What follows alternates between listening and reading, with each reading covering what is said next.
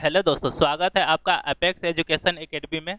आज हम लोग ज्योग्राफी के अगले जो चैप्टर है, इसमें हम लोग को मुख्यतः समुद्र, जल संधि और समुद्र में जितने भी मतलब जलधाराएं हैं उसके बारे में हम लोग को क्या है, इस पर डीप डिस्कशन करना है। इससे जितने भी रिलेटेड क्वेश्चन आए हैं, जो भी पीसीएस एग्जाम में पूछे गए हैं, उसमें से सभी क्वेश्चनों को हम लोग ने क्या किया है, यहाँ पर एक साथ लेकर आया है। जितने भी प्रीवियस ईयर के क्वेश्चन हैं उस सबको एक साथ यहाँ पर लेकर के आया। समुद्र से रिलेटेड जितने भी क्वेश्चन है उस सबको यहाँ पर लाया गया है और इस सबका आज हम लोग क्या करने वाले हैं, तो इसका ऑपरेशन करने वाले हैं। तो बने रहिए हमारे साथ। चलिए बढ़ते हैं हम लोग पहले क्वेश्चन की तरफ। पहला क्वेश्चन है कि विश्व का सबसे छोटा महासागर है कौन है। कहने का मतलब है कि हमारे विश्व में यानी कि पृथ्वी पर कितने महासागर है, तो इसकी संख्या 5 है। सबसे बड़ा महासागर प्रशांत महासागर, इसके अलावा आर्कटिक महासागर हो गया, अटलांटिक महासागर हो गया, उसके अलावा हिंद महासागर, आर्कटिक, अटलांटिक और दक्षिणी महासागर। ठीक है ना। तो इसमें से सबसे छोटा पूछ रहा है कौन होगा। तो सबसे बड़ा तो पता है प्रशांत महासागर है, लेकिन सवाल है कि सबसे छोटा कौन है। तो दोस्तों सबसे छोटा महासागर कौन है, तो यह हो जाएगा आर्कटिक महासागर। ये आर्कटिक महासागर सबसे क्या है, छोटा है। ये आर्कटिक महासागर कहाँ है, तो ये उत्तरी ध्रुव के पास में है। ठीक है। चुकी सागर, कारा सागर, लेप्टिक सागर, श्वेत सागर, ये सभी सागर इस महासागर के अंतर्गत आते हैं। ठीक है ना। चलिए बढ़ते हैं अगले क्वेश्चन की तरफ। मेरा अगला प्रश्न है, समुद्र पृथ्वी की सतह का लगभग डैश घेरे हुआ है।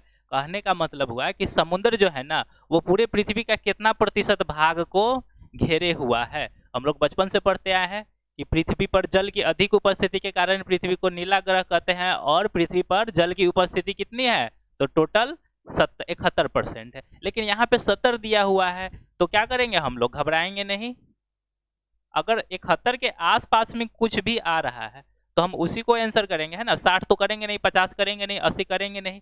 पृथ्वी पर जल की उपस्थिति कितनी है, 70% है, मतलब 71% है, लेकिन वो यहाँ पे हमारे ऑप्शन में नहीं है। तो हम लोग किसको आंसर लेके चलेंगे, तो ऑप्शन नंबर ग को चलेंगे। यानी कि पृथ्वी पर क्या है, 71% या 70% कह सकते हैं, क्या है, जल है। चलिए बढ़ते हैं अगले प्रश्न की तरफ। मेरा अगला क्वेश्चन है कि सरगैसो सागर यह जो है कहाँ पे अवस्थित है।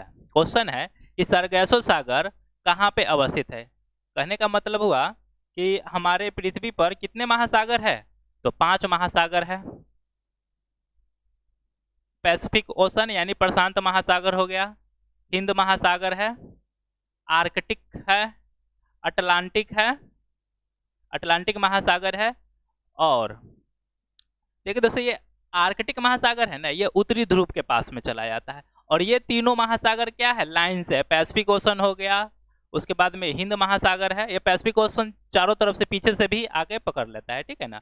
और इस बीच में पैसिफिक और हिंद महासागर के बीच में क्या है, अटलांटिक महासागर है। तो इस तीनों के पानी को क्या किया है, काट करके नीचे एक और नया सागर बना दिया गया है, मतलब महासागर बना दिया गया है, जिसको हम लोग दक्षिणी महासागर के नाम से जानते हैं। ठीक है ना। तो इस तरह से महासागर की कितनी संख्या हो गई, तो 5। ये राजधानी है दोस्त, दक्षिणी महासागर। कितने महासागर हो गए, तो 5 हो गए। तो कहता है कि इस पांचों महासागर में ये जो सरगैसो सागर है वह कहाँ पे है। जैसे देखिए,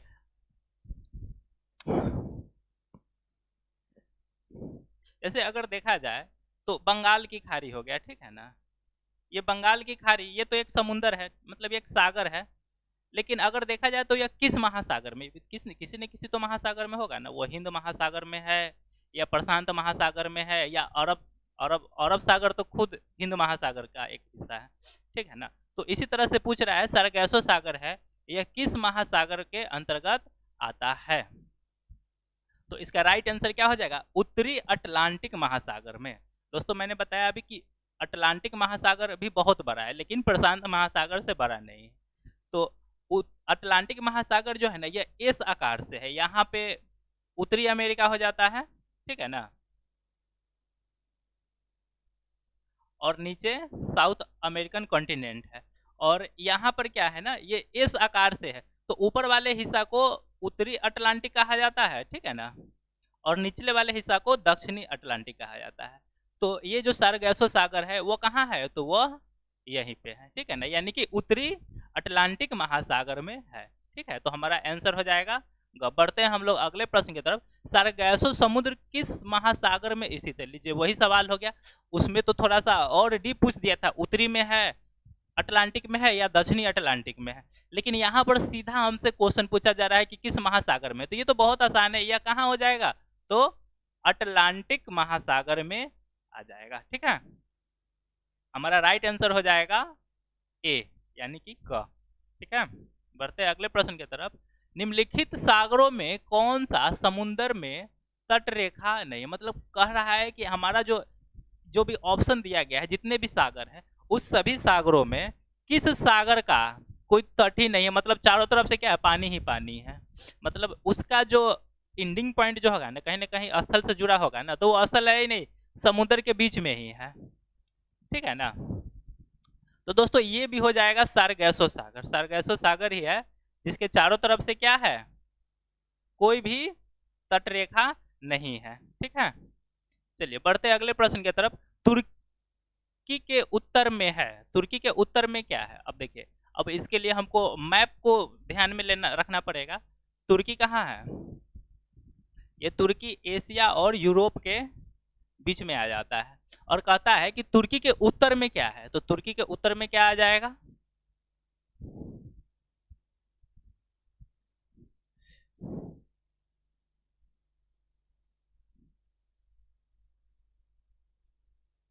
जैसे मान लेते हैं कि यह तुर्की है, ठीक है ना, तो इसके इधर क्या हो जाएगा, तो इसके उत्तर में आ जाएगा काला सागर, ठीक है ना, काला सागर। और इससे और इधर आइएगा तो यहाँ पर आपको भूमध्य सागर मिल जाएगा, यहाँ पर जिब्राल्टर की जल संधि मिल जाएगी, यहाँ पर अटलांटिक महासागर आपको मिल जाएगा, ठीक है ना। तो ये हो गया इसका राइट आंसर, क्या हो जाएगा, काला सागर हो जाएगा, ठीक है ना। चलिए बढ़ते हम लोग अगले प्रश्न की तरफ।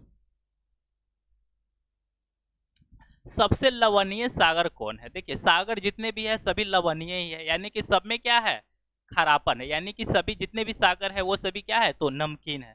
सागर का पानी नमकीन होने का भी एक वजह है, क्योंकि जितने भी सागर है वो सभी क्या है, उसमें दुनिया की जितने भी नदियां हैं वो सभी अंततः कहाँ जाकर के गिरती है, तो सागर में ही जाकर के गिरती है। तो सीधी सी बात है, जितने भी कचरा है, गंदगी है, वो सभी कहाँ जाएंगे, सागर में जाएंगे, यानी कि सागर में जाने के बाद फिर वह कहीं नहीं जाएंगे। तो स्वाभाविक सी बात है, जब कचरा, सारा कचरा जब समुद्र में गिरेगा तो समुद्र का पानी खारा हो ही जाएगा। हमारे आसपास की जितनी भी चीजें हैं वे सभी क्या है, उस सब में नमक भरा हुआ है। हमारा शरीर से लेकर मतलब ओवरऑल जितने भी चीजें हैं उस सब में क्या है, नमक ही भरा हुआ है। और ये सभी चीजें क्या होती है, बरसात के मौसम में या पानी से क्या होता है, दह करके सभी नदी नाले में चले जाते हैं, और होते होते अंततः कहाँ चले जाते हैं, तो समुद्र में चले जाते हैं। तो सवाल है कि सबसे लवणीय, यानी कि जितने भी हमारे सागर है, सागर की संख्या वैसे 75-80 के करीब में है, बहुत सागर है। फिल्मों में होता है 7 समुंदर पार में तेरे, तो ये सब जो है कहने वाली बातें हैं, हकीकत में सागर बहुत ज्यादा होते हैं। क्वेश्चन था सबसे ज्यादा लवणीय सागर, तो इसका राइट आंसर हो जाएगा दोस्तों मृत सागर। मृत सागर जो है इसकी लवणता के कितना है, सबसे अधिक है। सबसे अधिक है कहने का मतलब कि इतना ज्यादा लवण है और इतना ज्यादा डेंस भी है, घनत्व भी है, कि इस सागर में अगर आप जाइएगा स्नान करने के लिए तो आप डूब नहीं पाइएगा। कहने का मतलब कि आप इसमें छतलाने लगिएगा, उबलाने लगिएगा, आप इस पर आसानी से तैर सकते हैं। यदि आपको नहीं भी तैरना आता है फिर भी आप मृत सागर में जा करके डूबने का कोशिश कीजिएगा तो आप डूब नहीं सकते हैं, इतना ज्यादा ये क्या है, मतलब इसमें लवणता है, और यह बहुत ही ज्यादा क्या है, घनत्व भी है इसमें, ठीक है।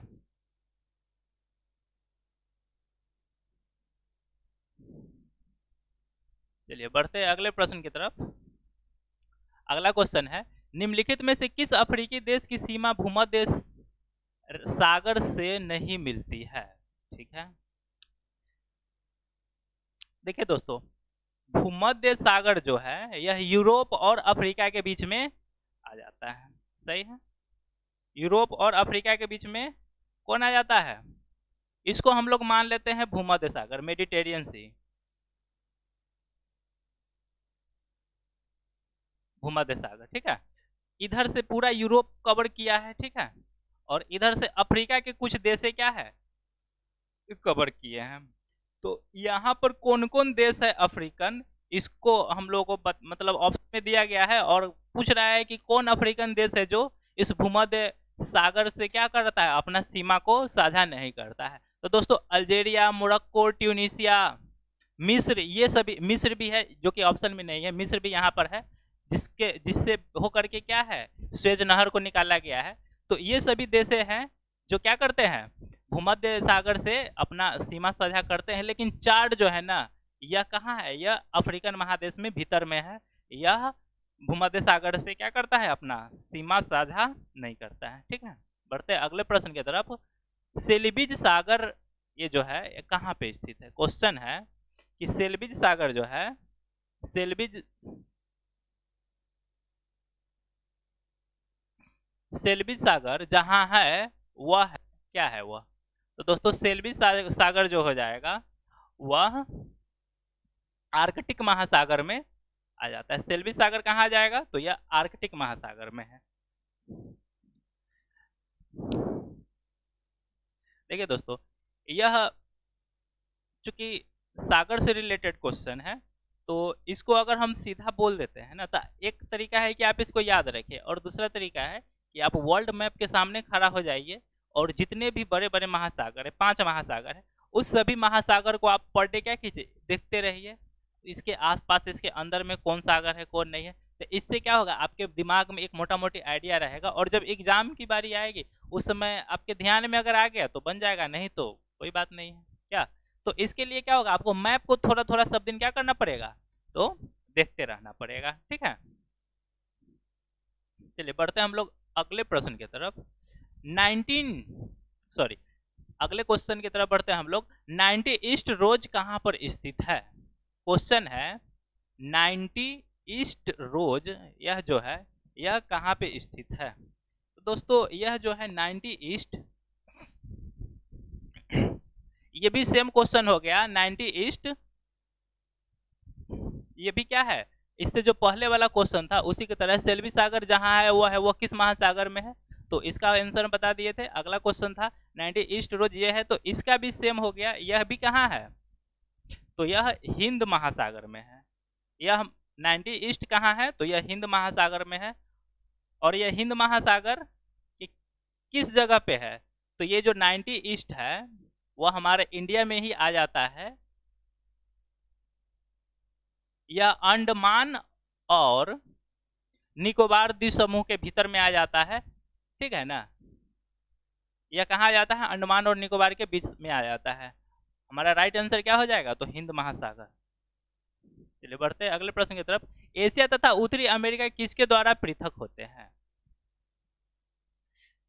क्वेश्चन है कि एशिया और उत्तरी अमेरिका, क्योंकि हमारा एशिया बहुत दूर में फैला हुआ है। अगर आप इसका विस्तार को देखना चाहेंगे तो आप उदाहरण के लिए रूस को देखिएगा, रूस सबसे ऊपर में होगा और ऊपर से चारों तरफ पृथ्वी को जो है ना घेर, ऊपर से उत्तरी ध्रुव को क्या कर रखा है, कवर कर रखा है। आपको एक तरफ पूरा रूस आपको पूरा दिखेगा और उधर से अगर आप देखिएगा तो कनाडा के ऊपर एक अलास्का जो जगह है वो अभी किसका है, रूस का ही पहले था, लेकिन वहां पर अत्यधिक ठंड के कारण रूस को लगा कि ये हमारे जरूरत का चीज नहीं है, तो चलो उसको औने पौने दाम में बेच दिया। उसने क्या कर दिया, उस जगह को सेल कर दिया, यानी कि बेच दिया अमेरिका के हाथों। लेकिन आज पता चल रहा है कि वहां पर बहुत सारे मतलब खदान है, कोयला और पेट्रोलियम वगैरह उपस्थित है। तो खैर चलिए ये तो पॉलिटिकल बातें हो गई। कहने का अर्थ है कि रूस जो है इसका विस्तार क्या है, बहुत दूर तक है, और रूस कहाँ आता है, तो ये एशिया में आता है। लेकिन अगर आप एशिया को देखिएगा तो आपको पीछे से क्या आपको दिखाई देगा, तो यह रूस को भी एशिया सॉरी यह क्या है आपको अमेरिका को भी टच करता हुआ मालूम होगा। अगर आप वर्ल्ड मैप को देखते हैं तो वर्ल्ड मैप आपको कुछ इस तरह से दिखाएगा। यहाँ पर इधर उत्तरी अमेरिका,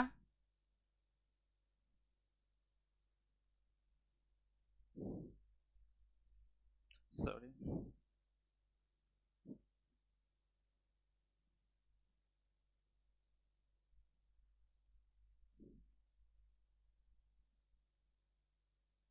इधर दक्षिणी अमेरिका, यहाँ पर आपको कंप्लीट अफ्रीका, यहाँ पर एशिया और यहाँ पर यूरोप आपको दिखाई देगा, यहाँ पर उत्तरी अटलांटिक, दक्षिणी अटलांटिक, यहाँ पर आपको पैसिफिक ओशन दिखाई देगा। पैसिफिक ओशन आपको यहाँ पे दिखाई देगा, यहाँ पे जापान वगैरह आपको दिखेगा। और जापान के इस तरफ क्या है, एक रेखा आपको खींचा हुआ दिखेगा, यानी कि जापान के इधर क्या है, इधर भी पैसिफिक ओशन है और यह पैसिफिक ओशन उधर से घूम के आ जाएगा इधर तक, यानी कि ये पूरा एक ही है। पीछे से अगर आप देखिएगा तो ये जगह और ये जगह क्या होगा, दोनों सटा हुआ होगा। लेकिन हम लोग बचपन में जब पढ़ते थे ना, 8, 9, 10 में जब थे, उस समय प्रथम विश्व युद्ध और द्वितीय विश्व युद्ध की जब हम लोग कहानी पढ़ते थे, तो उस समय एक सीन आता है, वहां पर जापानी क्या होता है, अमेरिका पर जाकर के क्या कर देता है, हमला कर देता है। हम सोचे कि अरे भाई ये एशियाई देश यहाँ पर इतना दूर उड़ के कैसे अमेरिका पर जाके हमला कर दिया। लेकिन बाद में जब हायर क्लास में जब गए तब पता चला कि ये दोनों तो सटा हुआ है, इसको तो और आसान है इधर से, मतलब दोनों सटा ही हुआ है, ये दोनों क्या है, दोनों सटा हुआ है, इधर से यहाँ पर आना बहुत सिंपल है, हमला कर दिया। फिर उसके बाद 6 अगस्त और 9 अगस्त को हमला, अमेरिका भी जाकर के क्या कर दिया, नागासाकी और हिरोशिमा को नेस्तनाबूद कर दिया। तो देखा जाए तो ये तो जापान हमारा एशिया में आ गया और यह हो गया अमेरिका। तो इसको और इसको जो अलग करता है उसको क्या कहा जाता है, उसको कौन सी जल संधि कहा जाता है, ठीक है। तो दोस्तों इसका नाम है बेरिंग जल संधि। इसका क्या नाम है, बेरिंग जल संधि, ठीक है। यानी कि एशिया और उत्तरी अमेरिका को अलग करने वाले जल संधि को किस नाम से जाना जाता है, जो उसको अलग करता है उसको किस नाम से हम लोग जानते हैं, तो उसको हम लोग बेरिंग जल डमरू मध्य के नाम से जानते हैं, ठीक है। डोबर जल संधि इंग्लैंड और फ्रांस को क्या करता है, अलग करता है। बॉस जल संधि ये आपको न्यूजीलैंड अमेरिका, सॉरी न्यूजीलैंड और नहीं, हाँ मिस्टेक हो गया, कुक जल संधि है वो आपको न्यूजीलैंड और न्यूजीलैंड के ही समीप में एक और द्वीप है उसको अलग कर देता है, ठीक है। चलिए बढ़ते हैं अगले क्वेश्चन की तरफ। कौन सा जल डमरू मध्य ऑस्ट्रेलिया और तस्मानिया को पृथक कर देता है। देखिए डोवर जल संधि हम लोग अभी पढ़े हैं, यह इंग्लैंड और फ्रांस को क्या करेगा, अलग करेगा, तो ये तो होगा नहीं। बेरिंग जल संधि क्या करेगा, यह एशिया और अमेरिका को अलग करेगा। पाक जल डमरू मध्य यह क्या है, तो दोस्तों ये पाक जल डमरू मध्य जो है वह भारत के मन्नार की खाड़ी और इधर मन्नार की खाड़ी और उस तरफ हो गया बंगाल की खाड़ी, इसको क्या करता है, अलग करता है, ठीक है ना। तो ये तो हो गया पाक जल डमरू मध्य, तो ये भी नहीं होगा। अब हमारे पास ऑप्शन बचता है बॉस जल डमरू मध्य, जो कि ऑस्ट्रेलिया और तस्मानिया को क्या कर देता है, अलग कर देता है। तो हमारा राइट आंसर क्या हो जाएगा, क हो जाएगा। चलिए बढ़ते हैं अगले प्रश्न की तरफ। क्वेश्चन है कि कौन सा जल संयोजी यूरोप को अफ्रीका से पृथक करता है।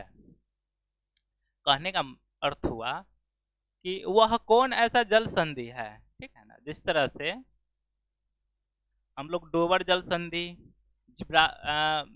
बेरिंग जल संधि, पाक जल संधि ये सब जैसे पढ़े हैं ना, तो इसी तरह से कौन ऐसा एक जल संधि है जो यूरोप को और अफ्रीका को क्या कर देता है, अलग कर देता है। तो इसके लिए तो हम लोग को भूमध्य सागर की तरफ देखना पड़ेगा। भूमध्य सागर इधर हो गया यूरोप, ठीक है। इसके आसपास में बहुत सारे देश हैं जो सीमा बनाते हैं किससे, भूमध्य सागर से, ठीक है ना, यहाँ तक है, ठीक है। इटली वगैरह भी इस साइड में ही है। इसके अलावा यहाँ पर अफ्रीकन महादेश हो जाएगा। तो कहता है कि इसको यूरोप को और अफ्रीका को यहाँ पर एक क्या है, एक मतलब जल संधि है यहाँ पे जो इस दोनों को क्या कर देता है, अलग कर देता है। तो यह कौन सा है, इसका नाम क्या है, तो इसका नाम है दोस्तों जिब्राल्टर जल संधि, ठीक है ना। जिब्राल्टर जल संधि यह क्या करता है, यूरोप को और अफ्रीका को क्या कर देता है, तो पृथक कर देता है। बेरिंग एशिया और अमेरिका को कर देता है, डोबर फ्रांस और किसको, फ्रांस और इंग्लैंड को। बास के बारे में अभी हम लोग पढ़े हैं, तस्मानिया और ऑस्ट्रेलिया को अलग करता है। चलिए क्वेश्चन है डोबर जल संधि, तो बहुत बार हम लोग इसका डिस्कशन कर लिए हैं बाकी के ऑप्शन में।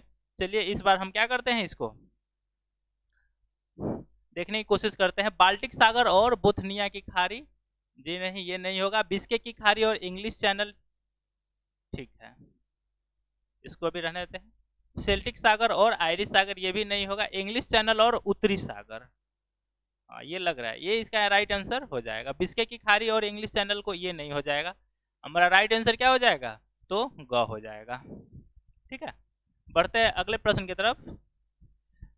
क्वेश्चन है कि कौन सा जलाशय अंडमान और निकोबार द्वीप समूह को अलग करता है? दोस्तों ये बहुत ही इंपॉर्टेंट क्वेश्चन है। ऐसा ये एकदम हाल फिलहाल के ही यूपीएससी के एग्जाम में पूछा गया था कि कौन सा जलाशय जो है यह क्या करता है? अंडमान और निकोबार द्वीप समूह को अलग करता है। तो दोस्तों अंडमान और निकोबार द्वीप समूह को जो अलग करता है इसका नाम है 10 डिग्री चैनल। जैसे ये हो गया अंडमान, हो गया मध्य निकोबार, तो इसको जो अलग करता है अंडमान और मध्य निकोबार को, तो इसको जो अलग करता है इसको हम लोग यहाँ से जो लाइन गुजरती है ना उसको 10 डिग्री बोला जाता है। ठीक है ना, 10 डिग्री अक्षांश। तो ये वाला जो है इसी के नाम पर इसका बीच का चैनल का नाम रख दिया गया है। क्या नाम रख दिया गया है? तो 10 डिग्री चैनल, 10 डिग्री चैनल। ठीक है ना।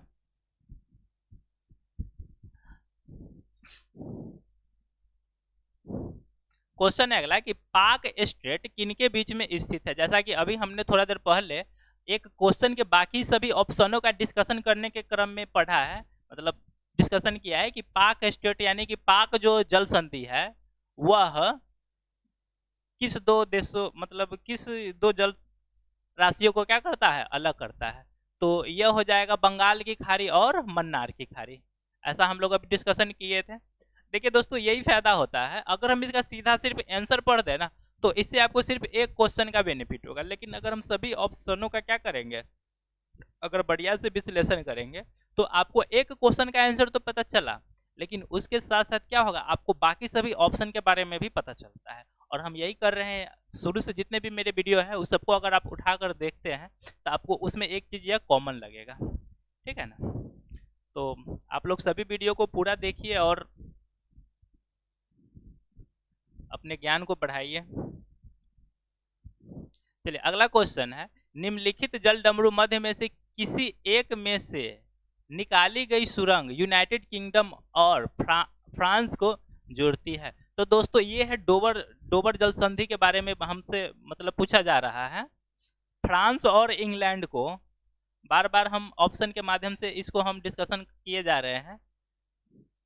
यूनाइटेड किंगडम यानी कि इंग्लैंड और फ्रांस को जोड़ रही है। ये कौन सी जल संधि है? तो ये डोबर जल संधि है। ठीक है, जिब्राल्टर अफ्रीका और यूरोप को। ठीक है, डेनमार्क जल डमरू के बारे में कुछ नहीं है। आगे बढ़ते हैं हम लोग। अगला क्वेश्चन है, निम्नलिखित में से कौन सा एक जल डमरू मध्य अंतरराष्ट्रीय तिथि रेखा को अंतरराष्ट्रीय तिथि रेखा के सर्वाधिक निकट है? तो दोस्तों ये जो बेरिंग जल डमरू मध्य है वह अंतरराष्ट्रीय तिथि रेखा से क्या है? सबसे करीब से गुजरता है। तो इसका सीधा आंसर हो जाएगा बेरिंग जल डमरू मध्य। ठीक है, चलिए बढ़ते हैं नेक्स्ट क्वेश्चन की तरफ। चिली और पेरू के तट से दूर शीत जल के अप्रवाह के बीच धारा क्या कहलाती है? कहने का अर्थ है कि चिली एक देश है, यह दक्षिणी अमेरिका का बड़ा ही खूबसूरत देश है। एक मतलब बड़ी लंबा देश है, मतलब उसका तटीय रेखा जो है ना, ऐसा माना जाता है दुनिया की सबसे लंबी तट रेखा किस देश के पास है? तो इसका आंसर हो जाता है चिली। और अगर पूछेगा कि दुनिया की सबसे बड़ी तट रेखा तो इसका कनाडा आ जाएगा, क्योंकि कनाडा का क्या है, बहुत घिरा हो, मतलब बहुत घुमावदार है। लेकिन अगर सीधी की बात किया जाए तो चिली हो जाएगा। लेकिन क्वेश्चन हम लोग पढ़ते हैं, क्वेश्चन कह रहा है चिली और पेरू के तट से दूर शीत जल यानी कि ठंडी धारा का जो प्रवाह होता है वह क्या कहलाता है? El Nino. ऑप्शन ए है एल नीनो। यह दोस्तों गलत है, आंसर एल नीनो इसका नहीं होगा। एल नीनो क्या है? एल नीनो एल नीनो जो है यह प्रशांत महासागर के ही, ठीक है ना, प्रशांत महासागर में ही एक एक प्रशांत महासागर में ही बहुत दूर में क्या होता है, यानी कि दक्षिणी अमेरिका के चिली के तट से बहुत अगर आप पीछे जाइएगा, जैसे ये चिली है, ठीक है ना, इससे बहुत इधर एक यहाँ पर एक स्थान है, यहाँ पर हर 4 साल पर मतलब 2 तरह की घटनाएं होती है।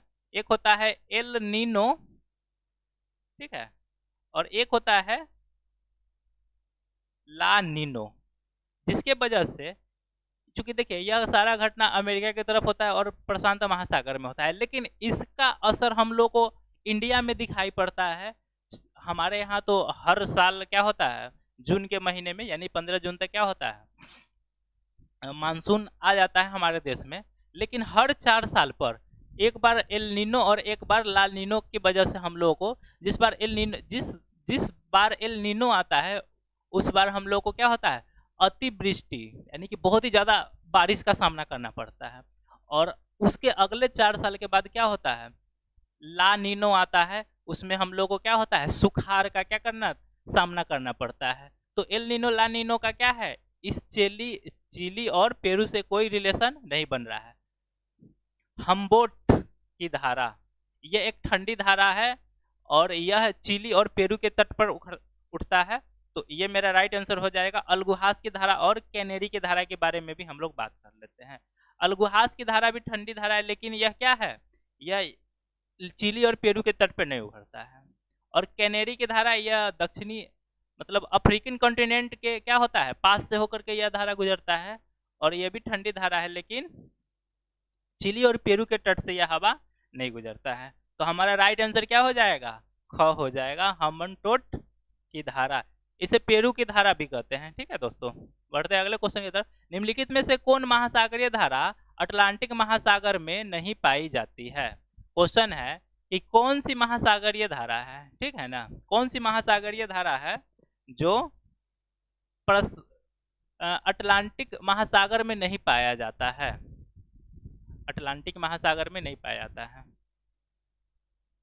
देखिए दोस्तों, ये गल्फ स्ट्रीम जो है ना, ये आपको प्रशांत महासागर में पाया जाता है, सॉरी अटलांटिक महासागर में पाया जाता है। ब्राजील की धारा ये भी पाया जाता है, कैनेरी की धारा ये भी पाया जाता है। चलिए हम इसको ड्रॉ करके बता देते हैं। ये हो गया अटलांटिक महासागर,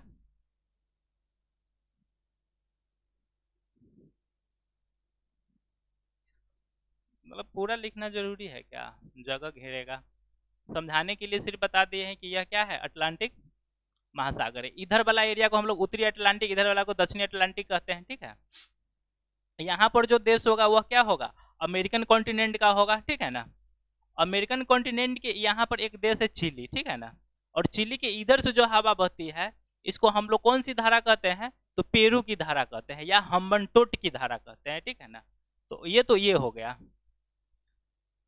कहता है कि महासागर अटलांटिक। देखिए इधर तो अमेरिकन कॉन्टिनेंट हो गया यहाँ पे, है कि नहीं, और इधर अटलांटिक महासागर, उत्तरी अटलांटिक, इधर दक्षिणी अटलांटिक, और ये जो है यह अमेरिकन कॉन्टिनेंट है और इधर दक्षिणी अमेरिका है। और इसके इधर क्या है, प्रशांत महासागर है क्या, उधर जापान की तरफ भी चला जाता है प्रशांत महासागर। और यह पेरू की धारा जो उखड़ती है वह कहाँ से निकलती है, तो यह प्रशांत महासागर से ही होता है। तो पूछ रहा है अटलांटिक महासागर में नहीं जो हवा मतलब पाई जाती है तो कौन, तो वह पेरू की धारा हो जाएगा। मेरा राइट आंसर है कि नहीं। गल्फ स्ट्रीम, ब्राजील और कैनेरी के बारे में भी बात कर लेते हैं। गल्फ स्ट्रीम दोस्तों यहीं से उखड़ता है, ठीक है ना, गल्फ स्ट्रीम बहुत लंबा, बहुत दूर तक जाता है, आगे जाके 3 भाग में बट जाती है।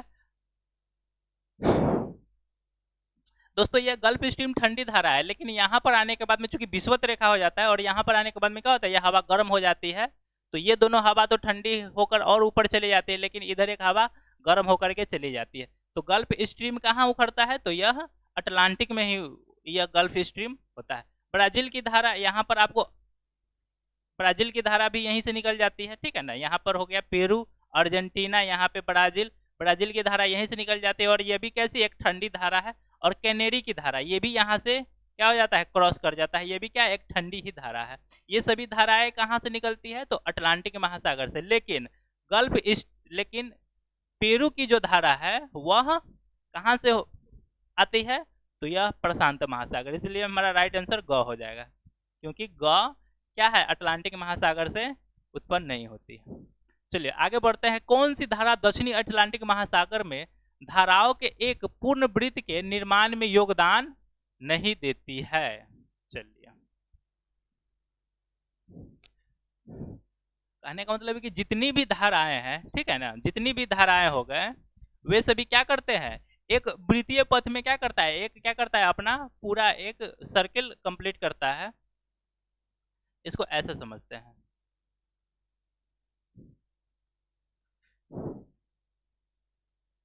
हम लोग क्या करते हैं, मोटा मोटी एक अफ्रीका महादेश का एक नक्शा क्या करते हैं, ड्रॉ कर लेते हैं। ठीक है, ये अफ्रीका महादेश हो गया, इसमें बहुत सारे देश हैं।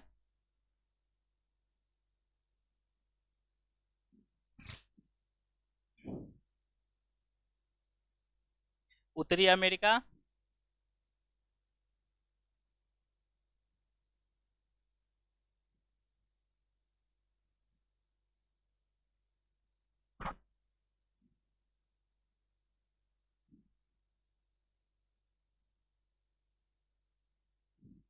मान लीजिए ये दक्षिणी अमेरिका है। ठीक है, यहाँ से जो हवाएं चलेगी, ठीक है ना, वह इस तरह से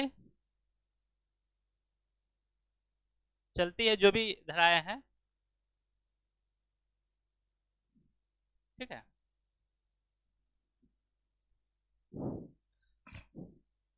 इस तरह से हवाएं जो है ना ये गुजरती है, और कहता है कि इसमें से कौन हवा है जो एक पूरा इसको क्या करता है, एक सर्किल नहीं बना पाता है।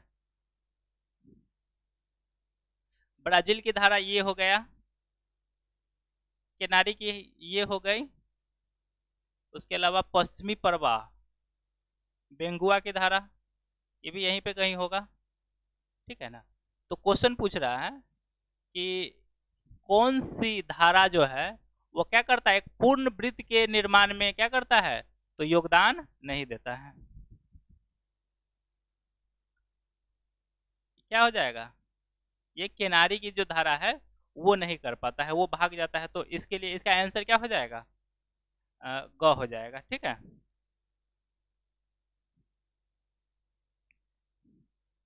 चलिए बढ़ते हैं क्वेश्चन की तरफ, अगले क्वेश्चन की तरफ। निम्नलिखित में से कौन शीत समुद्री धारा है। शीत समुद्री, हम्बनटोट की धारा या पेरू की धारा, इसको हम लोग बार बार पढ़ते आए हैं, यह कैसी धारा है, तो यह एक ठंडी धारा है। क्वेश्चन पूछ रहा है कि शीत समुद्री धारा कौन है, तो हमारा राइट आंसर क्या हो जाएगा, घ हो जाएगा। कौन सी, हम्बन हम्बोल्ट की धारा। ठीक है, इसको हम लोग पेरू की धारा भी कहते हैं। ठीक है ना, चलिए बढ़ते हैं अगले क्वेश्चन की तरफ।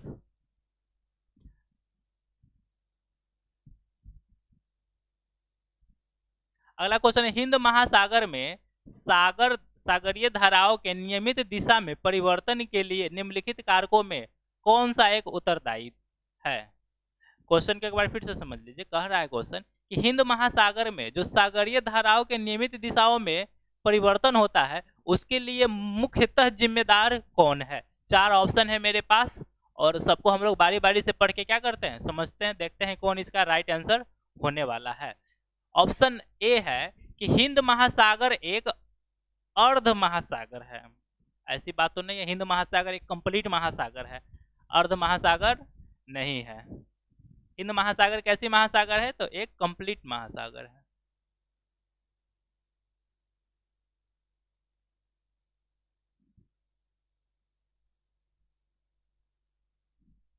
ये मेरा आंसर नहीं होगा।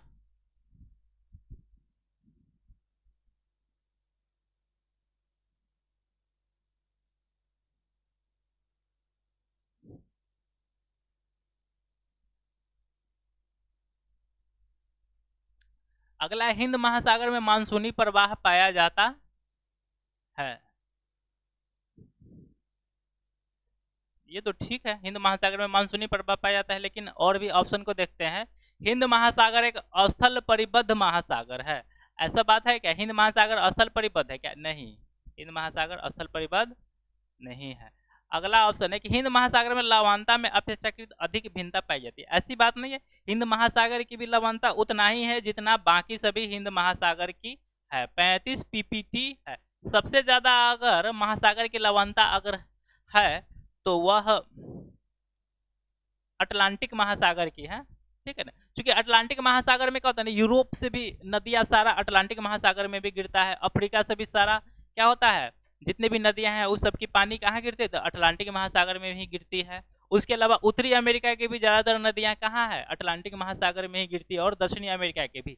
तो अटलांटिक महासागर की जो लवणता है वह सिर्फ है कितना, 35 पीपी, 35 से थोड़ा ज्यादा है, 37 पीपी पीपीटी है। बाकी जितने भी महासागर है उस सब की क्या है, उस सब की जो है लवणता वो क्या है, लगभग 35 के ही आसपास में है। सिर्फ अटलांटिक का क्या है, ज्यादा है। हिंद महासागर की ये गलत हो जाएगा, तो अब मेरे पास ले दे के ऑप्शन बचता है सिर्फ एक, हिंद महासागर में मानसूनी प्रवाह पाई जाती है, जो कि सही बात है। हमारे यहाँ जो मानसून आता है वो कहाँ से आता है, हिंद महासागर से ही होकर के आता है। और लौटने के समय में बंगाल की खाड़ी से पानी उठा करके लौटता मानसून क्या करता है, हम लोग के इधर बरसात करा देता है। हम लोग के इधर नहीं, मतलब उड़ीसा वगैरह की तरफ, उड़ीसा की तरफ, ठीक है ना। हम लोग के यहाँ यानी कि बिहार में तो आता मानसून ही बारिश करा देती है। चलिए बढ़ते हैं अगले क्वेश्चन की तरफ। अगला क्वेश्चन है, रेनेल जलधारा किस महासागर की जलधारा है। रेनेल जलधारा किस महासागर की धारा है। देखिए एक धारा है जिसका नाम है रेनेल की धारा, यह कहाँ बहता है, मतलब धारा को क्या बोल रहे हैं, हवा है, इसको धारा कहाँ बहती है, यह अटलांटिक महासागर में बहती है, ठीक है ना। बाद बाकी इसमें भी बहुत सारी धाराएं हैं, इसमें भी बहुत सारी धाराएं हैं, वो सब देख करके आप लोग क्या कीजिएगा, समझ लीजिएगा कि इसमें कौन सी हवाएं बहती है, इसमें कौन सी, इसमें कौन सी है। सवाल था कि रेनेल की जलधारा जो है वह कौन सी महासागर में बहता है, तो वो अटलांटिक महासागर में है, ठीक है। चलिए बढ़ते हैं अगले क्वेश्चन की तरफ। निम्नलिखित में से कौन सी उष्ण महासागरीय धारा है। उष्ण महासागरीय कहने का मतलब हो गया गर्म धारा है, ठीक है ना। तो गल्फ की धारा वो ठंडी है, कैनारी की ठंडी है, लेब्राडोर की भी ठंडी है, क्यूराइल का भी ठंडा ही लगता है। क्या इसका आंसर हो जाएगा,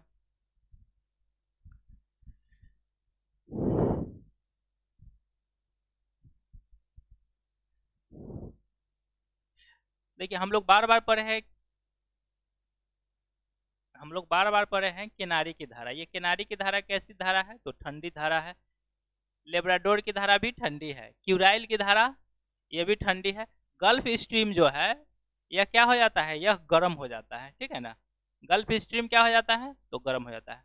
गल्फ स्ट्रीम को जरा हम लोग देख ले, ये इधर से चलता है, देखिए चलता तो ये ठंडा ही है, लेकिन यहाँ पर आने के बाद में क्या हो जाता है, विषुवत रेखा आ जाता है, और विषुवत रेखा के पास आते ही यह हवा क्या हो जाता है, गर्म हो जाता है। और आगे क्या है, एक आइलैंड है, और यहाँ से जाने के बाद क्या होता है, यह हवा 3 पार्ट में क्या हो जाता है, डिवाइड हो जाता है। इसमें से यह हवा तो गर्म ही फिर चली जाती है, ये भी गर्म ही हो जाता है, और ये जो हवा है ये जाकर के ऊपर क्या हो जाती है, फिर ठंडी हवा हो जाती है।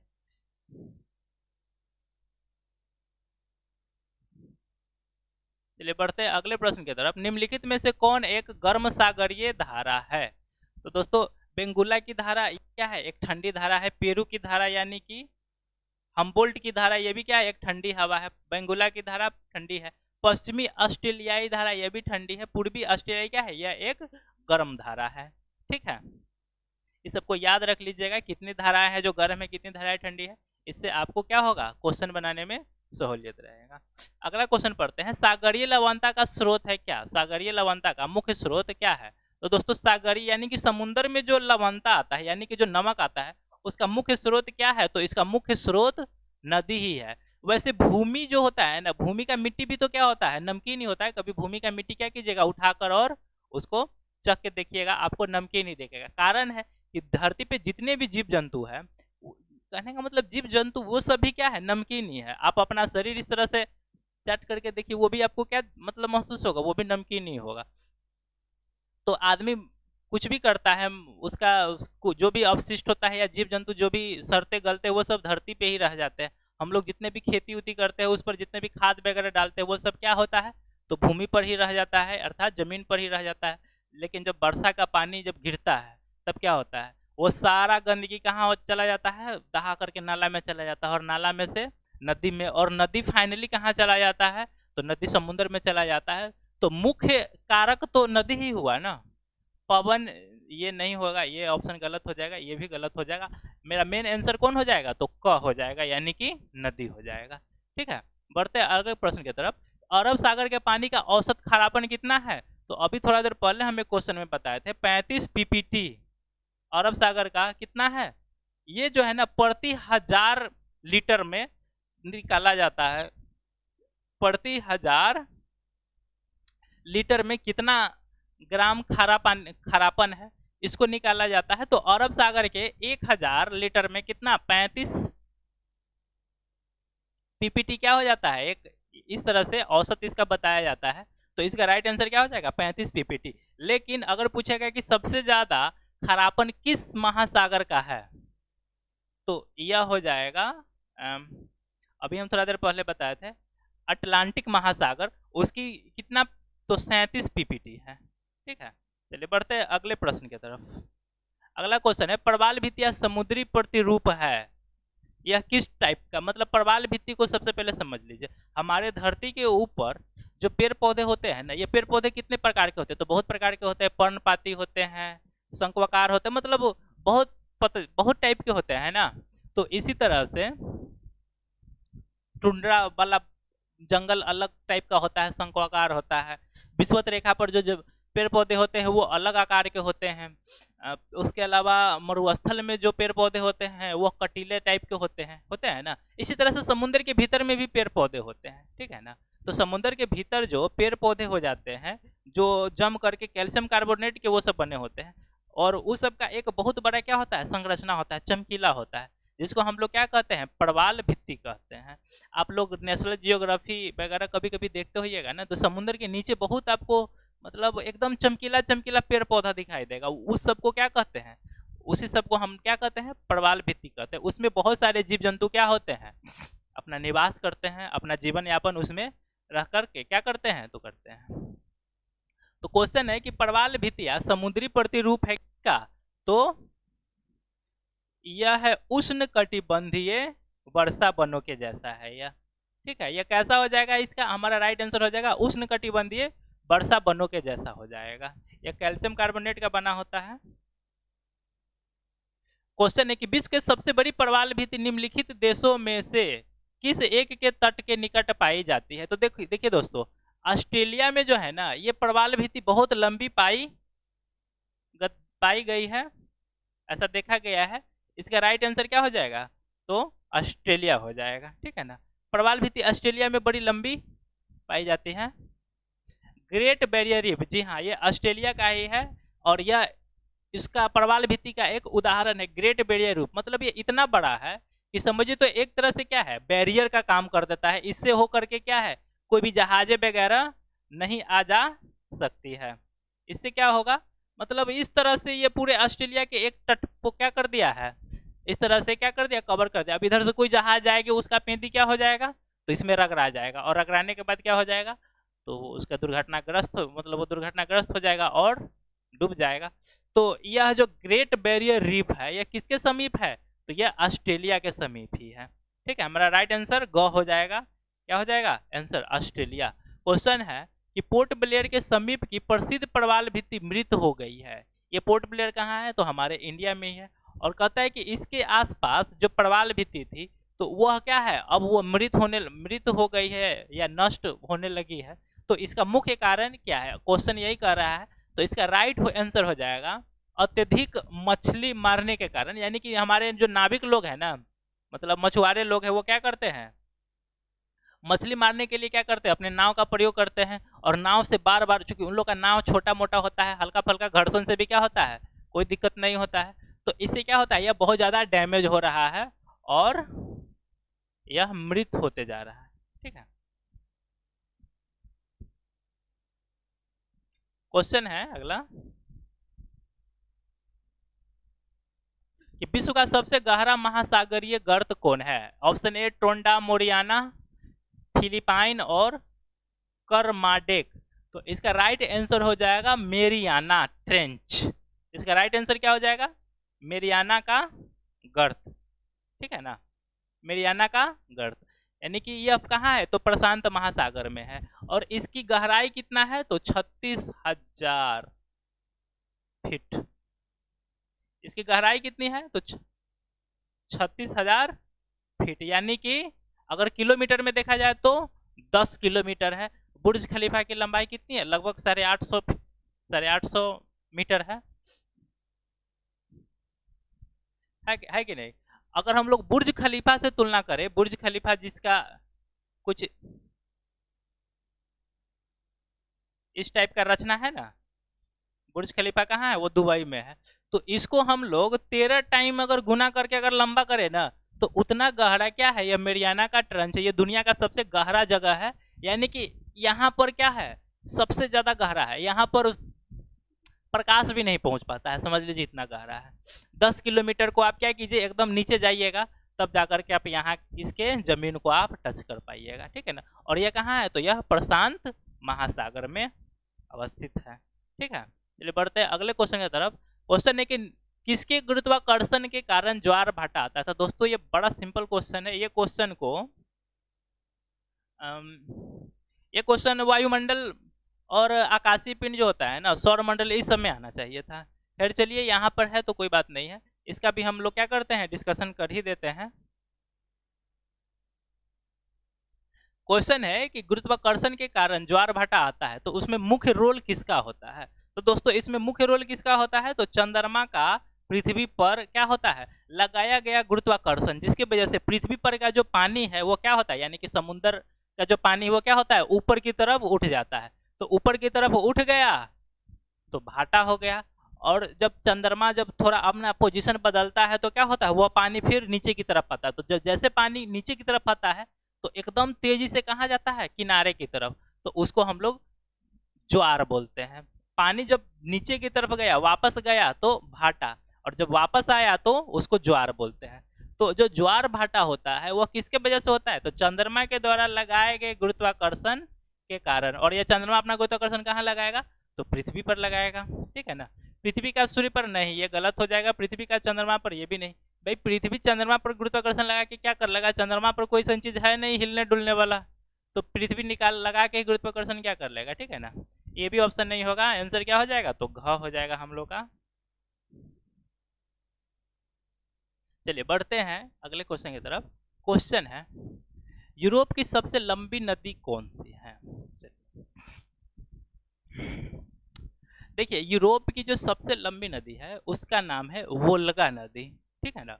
उसका नाम क्या है, वोल्गा नदी, जो कि हमारे डी नंबर ऑप्शन पे क्या है, अवेलेबल है। हमारा राइट आंसर क्या हो जाएगा, वोल्गा नदी। यूरोप की सबसे लंबी नदी कौन सी है, तो वोल्गा नदी है।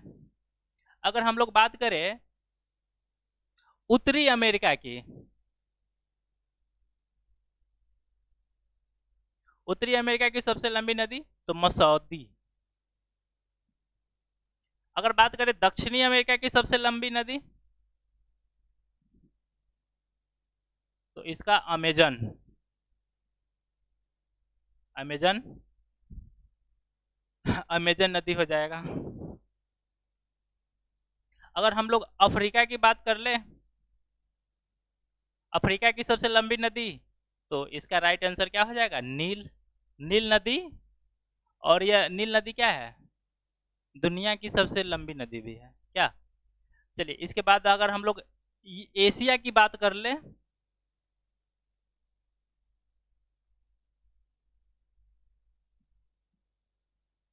तो एशिया में तो चाइना में बहुत सारी नदियां हैं जो क्या है, टॉप 10 में आता है। 3-4 नदी है चाइना में जो टॉप 10 पे है। तो यांगसी नदी जो है वो क्या आ जाएगा, वो एशिया की नदी आ जाएगी जो सबसे क्या है, लंबी नदी है, ठीक है ना।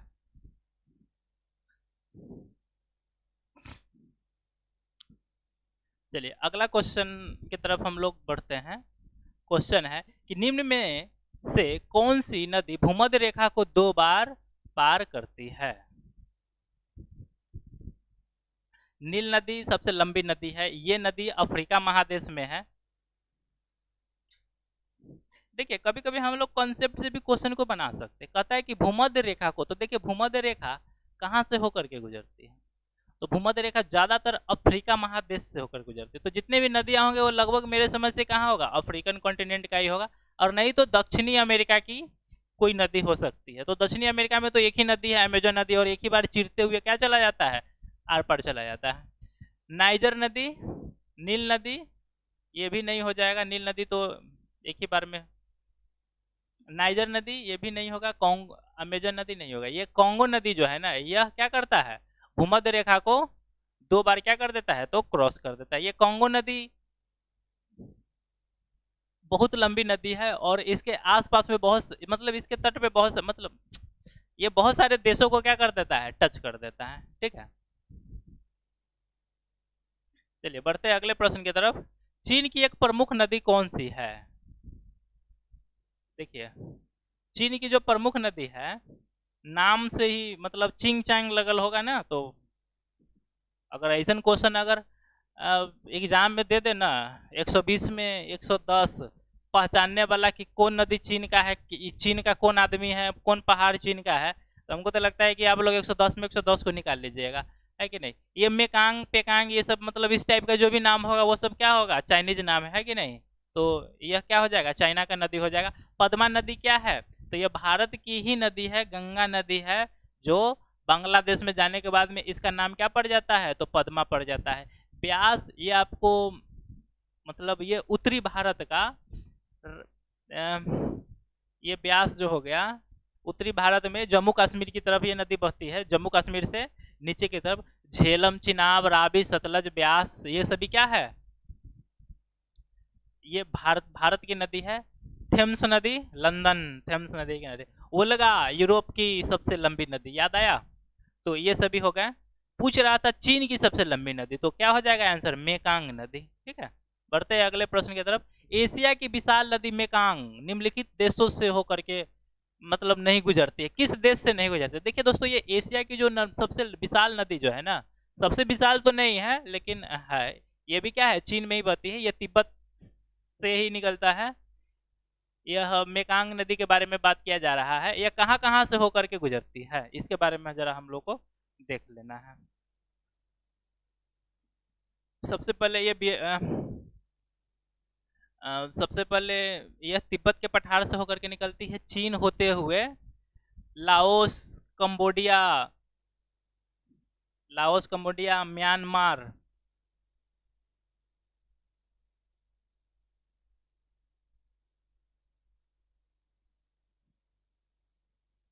म्यांमार चीन इस सब से क्या होती है, होकर के गुजरती है, लेकिन मलेशिया को यह नदी नहीं टच करती है। तो राइट आंसर क्या हो जाएगा, मलेशिया, क्योंकि यह नदी मलेशिया को टच नहीं करती। तिब्बत को भी टच करता है, जो कि बता ही दिए हैं, क्या तिब्बत से तो निकलवे करती है। ठीक है, देखिए दोस्तों, इस क्वेश्चन मतलब इस टॉपिक से, यानी कि कहने का मतलब इस जो नदी से है ना, एक और क्वेश्चन पूछा है यूपीएससी में, क्वेश्चन पूछा था कि मेकांग नहीं, ऐसे क्वेश्चन ऐसे था कि कौन सी नदी है जो लाओस और म्यांमार की सीमा बनाती है, लाओस और म्यांमार की सीमा बनाती है। तो यह मेकांग नदी है जो क्या करती है, लाओस और म्यांमार की सीमा बनाती है।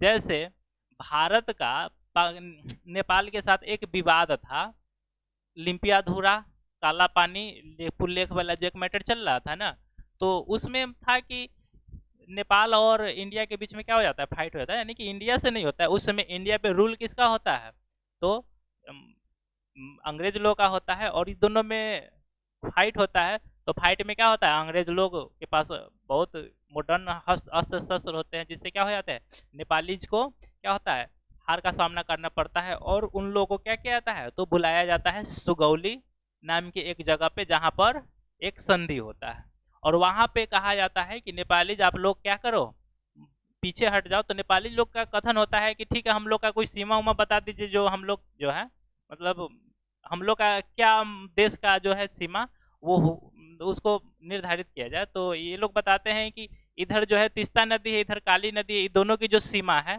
ठीक है ना, इस नदी की सीमा ही जो है वो क्या करेगा, वह नेपाल का निर्धारण करेगा। तो नेपाल के उत्तर पश्चिम और पूर्व में क्या है, तीस्ता और काली नदी क्या करती है, तो सीमा बना देती है। बाद में पता चलता है, कहता है कि नहीं, ये अब ये जो तीस्ता नदी है ये दो जगह से निकल करके आती है। अब इंडियन गवर्नमेंट का कहना है कि ये वाला जो हो गया ये ओरिजिनल नदी है, और नेपाली का कथन है कि नहीं, ये वाला नदी ओरिजिनल है। तो अगर इंडियन इसको अगर मानते हैं तो इंडिया के पास इतना सारा हिस्सा आ जाता है, लेकिन नेपाली लोग कहते हैं कि नहीं, हमारा ये हिस्सा है। तो इसको लेकर के विवाद होता है, जबकि हकीकत में देखा जाए तो यह जो एरिया है ये क्या है, पतला है, सूखा हुआ है, और यह क्या है, अभी थोड़ा मोटा है, और इससे होकर के ज़्यादा मात्रा में पानी निकलता है। तो ऑब्वियसली सी बात है, माना जाएगा कि यही ओरिजिनल क्या है, नदी है, और यह इसको नहीं माना जाएगा। तो इस तरह का ही कुछ विवाद चल रहा है। तो सेम उसी तरह से है, लाओस और म्यांमार के बीच में क्या करती है यह नदी, मेकिंग नदी क्या करता है, अपना सीमा बनाता है।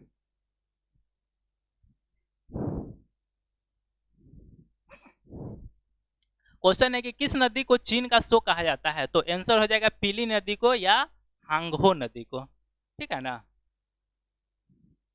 हांगहो नदी हो जाएगा इसका राइट आंसर, ठीक है ना। किस नदी को चीन का शो कहा जाता है, तो हांगहो नदी को, ठीक है ना। चलिए बढ़ते हैं अगले प्रश्न की तरफ। मेरा अगला क्वेश्चन है, सर और आपू नदियां गिरती है, सर और आपू नदियां, देखिए ये दो नदी है जो कहाँ गिरती है, तो अराल सागर में गिरती है। सर नदी और आमू नदी ये कहाँ गिरती है, तो यह अराल सागर में गिरती है, ठीक है। चलिए अगला क्वेश्चन को देखा जाए। क्वेश्चन है कि एशिया की निम्नलिखित में से कौन सी नदी दक्षिण को प्रवाहित होती है। एशिया की निम्नलिखित में से कौन सी नदी, देखिए एशिया की तो बहुत सारी नदियां हैं जो दक्षिण की ओर प्रवाहित होती है, बहुत सारी नदियां हैं, इंडिया में ही बहुत सारी नदियां हैं, लेकिन ऑप्शन में है ही नहीं। तो ऑप्शन में जो है, जो वाकई में कोई ऐसा नदी है जो क्या करता है, दो बार सॉरी दक्षिण की तरफ प्रवाहित होता है, तो वह नदी हो जाएगा साल्विन नदी, ठीक है। हमारा राइट आंसर कौन हो जाएगा, साल्विन नदी हो जाएगा। अगले क्वेश्चन की तरफ देखते हैं, विश्व की सबसे चौड़ी नदी कौन है, तो सबसे चौड़ी नदी तो विश्व की सबसे चौड़ी नदी तो अमेजन नदी हो जाएगा ना।